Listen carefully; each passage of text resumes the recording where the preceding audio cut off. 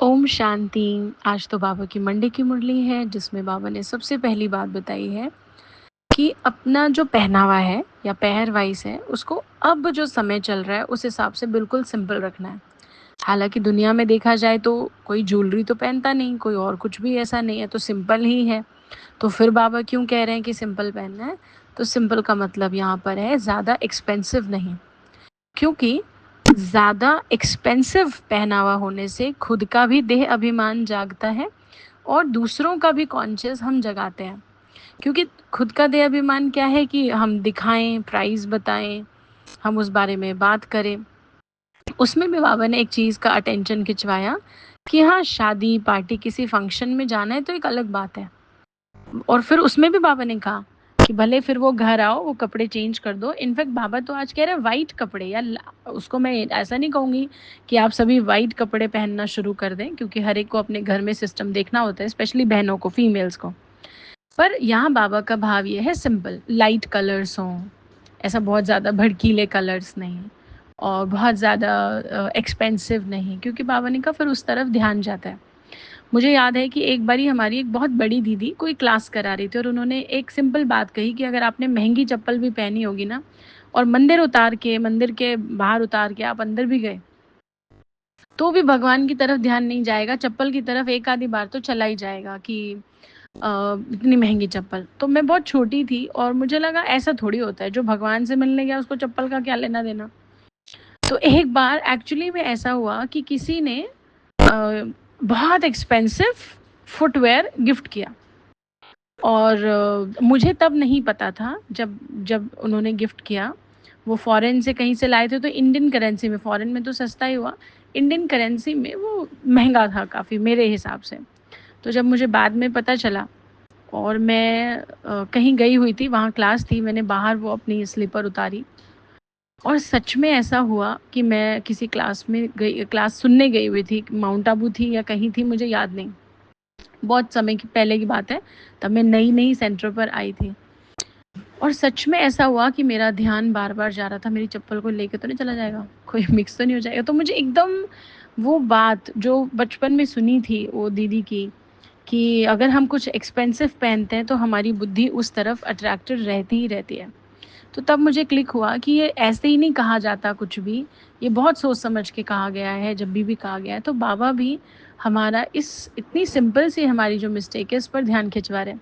देखिए, जगह और माहौल के अकॉर्डिंग पहन के जाना एक अलग बात है, पर हर जगह हम ऐसा अगर बन के जाते हैं तो ये देहभान है। ऐसा नहीं है कि हाँ हम कोई गरीब दिखेंगे, ऐसा नहीं। बहुत सिंपल कलर्स, बहुत सिंपल रेंज या मीडियम रेंज के भी कपड़े होते हैं।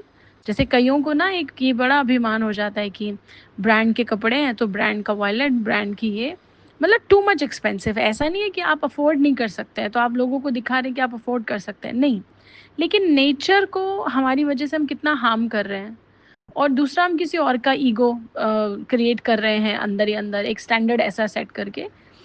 तो बाबा ने एक ये बात ध्यान में खिंचवाई है। दूसरा, आज बाबा ने बोला पढ़ने का समय, और उस पढ़ने के समय में सुबह और शाम, जैसे हम पढ़ते हैं, आपने देखा होगा सुबह स्कूल जाया करते थे, ट्यूशन क्लास होती थी शाम को, तो बाबा ने दो टाइमिंग्स जो इसके अलावा बचते हैं, रात और दोपहर, बाबा ने कहा ये पढ़ाई के लिए कोई टाइमिंग ठीक नहीं है। दोपहर का क्या है, हम भी मानते हैं सुस्ती का टाइम है, और आज ये मुरली में भी आया है।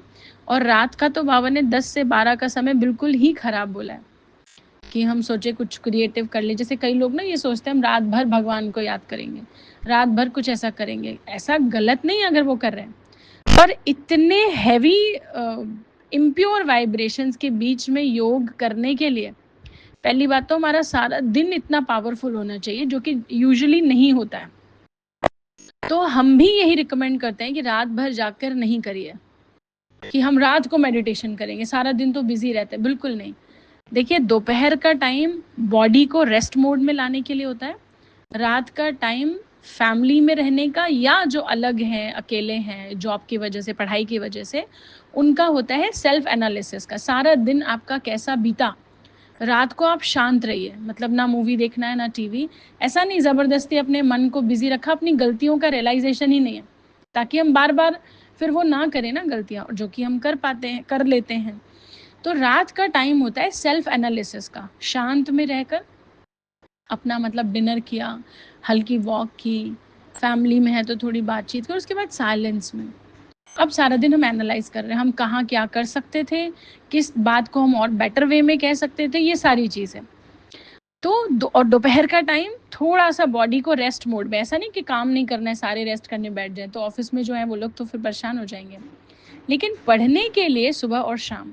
और योग, पढ़ाई में योग भी आता है क्योंकि योग भी एक सब्जेक्ट है हमारा।